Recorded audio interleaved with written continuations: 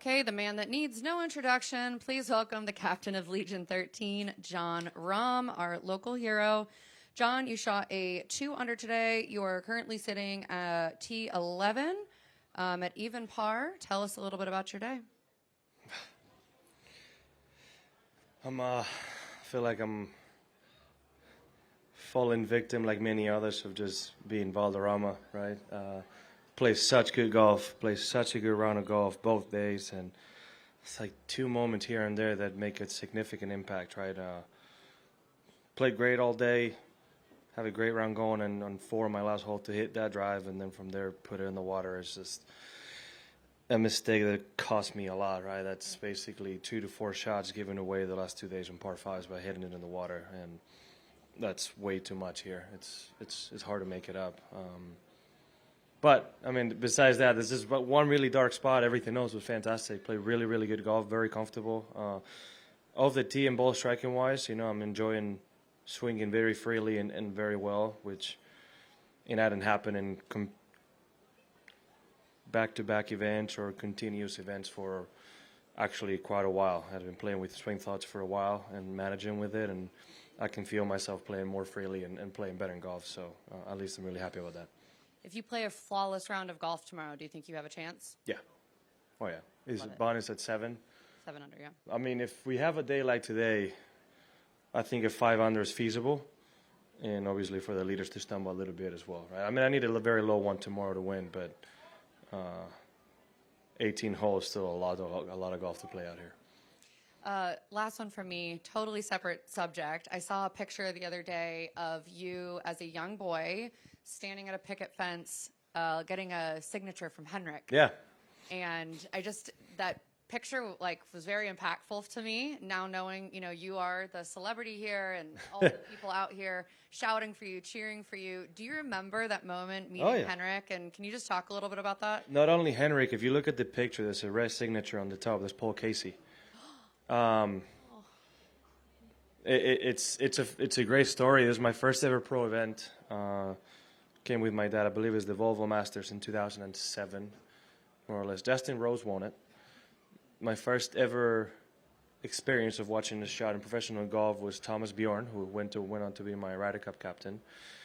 Rosie won the tournament, went on to be my first ever Ryder Cup partner, and then Paul Casey and Henrik, 2 of the players, ended up being teammates and vice captains in the Ryder Cup, right? So some people I've shared a long journey with were people that were present that first day.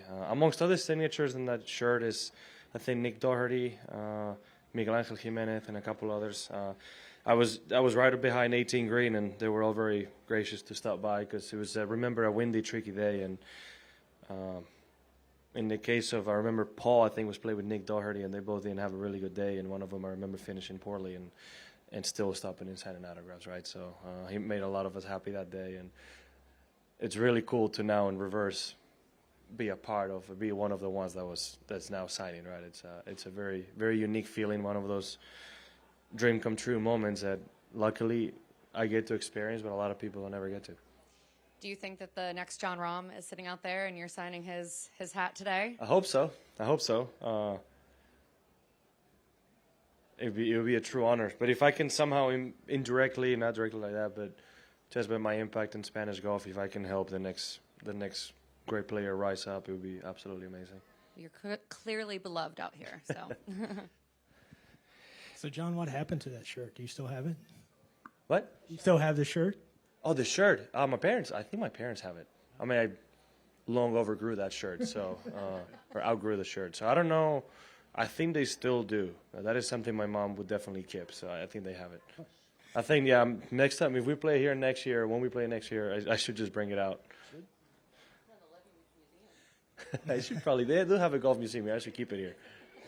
So you talked about the 4-shot lead.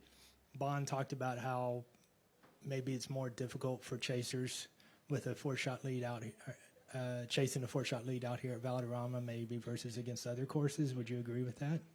Well, that should be the attitude he wants to have, or he needs to have, right? But as a chaser, if I was 4 shots back, I would be very comfortable because it's very easy to make a bogey out on this golf course, but holes like 1 and 2, if it's wind like today's, you can make birdies on, right? So I feel like 4 shots can go away quickly out here. I think it was when Matt Fitzpatrick won his Andalucia Masters. I don't know what year it was, 1920. I believe he was 2 or 3 shots back on 16T. And he had a margin going to his 2 putts on 18. So, yeah, I don't think you ever should be comfortable on this golf course with any shorter lead, to be honest. It's that difficult and is that precise, and when you're chasing, you almost have the freedom to be aggressive because you have nothing to lose. My last question, given Terrell's performance in the last event, you're probably not surprised to see him be T3 right now. He's playing so well. I'm not even surprised to see him play well. I think this is a type of golf course that I think he would enjoy, right? It's not the longest precision golf course, but he can fight around as good as anybody else. He's got great hands and great short game, and he can flight the ball really well. So, yeah, no, I'm not surprised whatsoever that he's playing really good golf here. Okay, anything in English before we switch to Spanish? Okay, Ileana.